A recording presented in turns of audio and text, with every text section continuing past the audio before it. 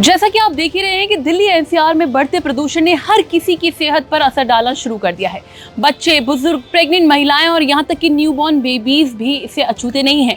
Air quality index बीते हफ्ते 450 से 500 के पार है, जिससे पूरे शहर में हर वक्त सफेद धुंध छाई रहती है। इस जहरीली हवा में सांस लेना तक मुश्किल हो गया है और अस्पतालों में मरीजों की भीड़ लगातार बढ़ रही है। ऐसे में जानते हैं पल्मोनोलॉजिस्ट डॉक्टर जीपी खिलनानी से कि ये प्रदूषण न्यूबॉर्न बेबीज और प्रेग्नेंट महिलाओं के लिए कितना खतरनाक हो सकता है और इससे बचाव कैसे किया जा सकता है। ये दिल्ली की हवा न सिर्फ न्यूबॉर्न बेबी के लिए खराब है, ये उनके लिए भी खराब है जो शिशु अभी पैदा नहीं हुए।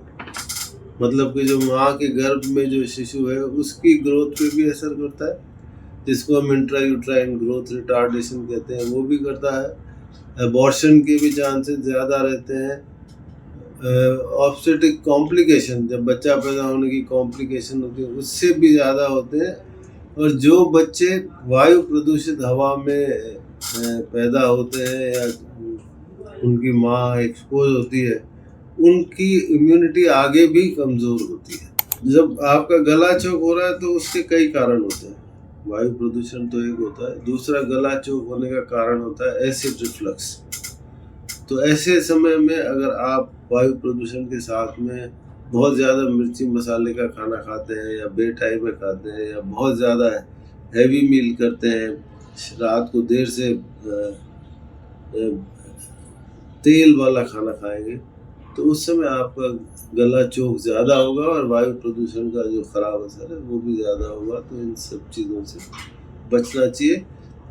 और मास्क पहनना, वो मैं आपको बताना चाहूँगा कि अगर आप मास्क का उपयोग कर रहे हैं तो अच्छी बात है, लेकिन आपको जो मास्क है वो N95 मास्क का उपयोग करेंगे तभी आपको कुछ फ़ायदा होगा। जो साधारण मास्क है, 3 प्लाई मास्क या कपड़े का मास्क, जो कि हमने कोविड में बहुत रिकमेंड किया, उसका वायु प्रदूषण से कोई बचाव नहीं होता। पॉल्यूशन से बचने के लिए सबसे पहले तो ये है कि जो ऐसे है जैसे वृद्धावस्था में है या जिनको लंग की बीमारी है, वो भीड़ भाड़ के एरिया में बिल्कुल ना जाएं। जैसे मार्केट प्लेसेस होते हैं जहाँ बहुत भीड़ होती है, जहाँ बहुत सारी गाड़ियाँ सड़कें चलती हैं, वहाँ पर वायु प्रदूषण का लेवल बहुत ज़्यादा होता है। सुबह जब स्मॉग होती है, धुंध जिसको कहते हैं, और स्मॉग जो है ये मिश्रण होता है फॉग का और एयर पॉल्यूटेंट्स का।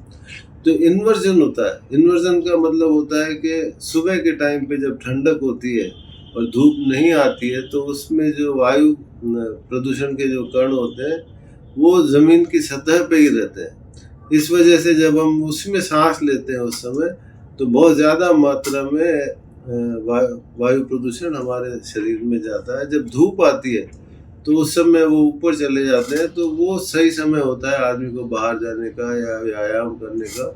तो उनको जो वृद्धावस्था में, और मैं तो कहूँगा किसी को भी जो दिल्ली का इस समय हाल है, अर्ली मॉर्निंग यानी कि सुबह सवेरे उनको वॉक के लिए या सैर करने के लिए और एक्सरसाइज के लिए नहीं जाना चाहिए। जनरली जो ब्रीदिंग एक्सरसाइज होती है, प्राणायाम कह लो या भस्त्रिका कह लो, अनुलोम विलोम कर लो, कपालभाति, ये अच्छे माने जाते हैं लंग्स के लिए। और दूसरी बात यह है कि पौष्टिक आहार खाएं, फलों और हरी सब्जियों का जो सीजनल वेजिटेबल है उसका ज़्यादा उपयोग करें, प्रोटीन ज़्यादा खाएं, कार्बोहाइड्रेट कम से कम खाएं।